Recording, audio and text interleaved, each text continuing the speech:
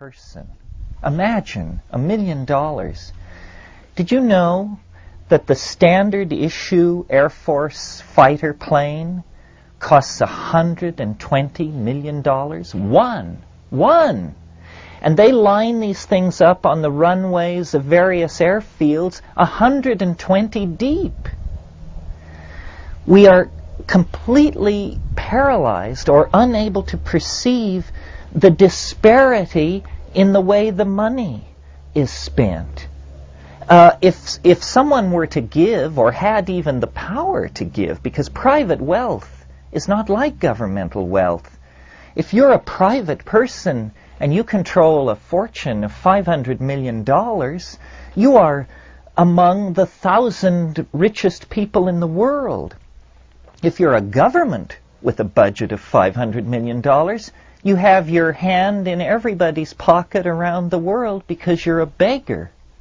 If someone were to give to the New Age the price of one fighter plane, and half the governments in the world have dozens of these things, that $120 million would write a ticket to rebirth for every center in the state, all the movies, films, pilgrimages, conferences, conscience-raising, experimental programs of fringe scientific research, all of that would be prosecuted to a glorious end.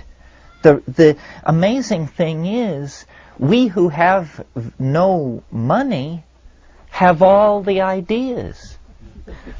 If the cost of one fighter plane were spent on the promotion of ideas to save the world would probably advance 50% closer to its own salvation. So what is the matter with us? Why are we so perverse? What is it that drives the inertia of these dominator systems? Because we're not asking for half the military budget, not even close. And yet we're not being cut any slack at all. And it doesn't make any sense. People love to talk about the new freedom in the Soviet Union and how exhilarating it must be. My hope for the Soviet Union is that they shame us with the level of their freedom of discourse and their ability to look their past in the face and reassess where they are going. So this is not a plea for $1 million. This is a plea for consideration of the perverseness of the way we set our priorities. The world can be saved. It's simply a matter of diverting, I would say, 5% of GNP to do it. Well, only a terminally psychopathic person would refuse to divert 5% of their energy flow toward their own salvation. If we can't get our act together to do that, I think the calm and cool judgment of Gaia Almighty is, who needed such clowns? I'll hang out with the octopi, the dolphins, the butterflies, and the termite nests. I don't need this headache. I don't need acid rain. I don't need strontium in the environment. I don't need extraction of petroleum products and tons of junk in orbit in order to foster what? Shakespeare? There hasn't been a Shakespeare for 500 years. These clowns aren't producing anything. H-bombs don't make it in the Gaian scale of values.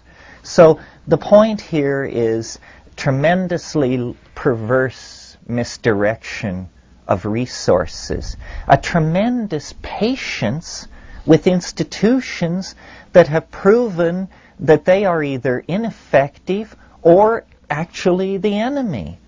Institutions like the Brazilian government, large pharmaceutical companies, capitalism, so forth and so on. Why are we so patient when our world, our children's world, the world of all future life on Earth hangs in the balance? I think that the time is really coming when people are going to have to stand up and be counted. And I hope when you will leave here this afternoon that you will feel that our group experience has given you permission to come out of the environmental closet, the psychedelic closet, the caring for the fate of the human family closet, because all of these things are either dismissed as perverse, dangerous, or airheaded.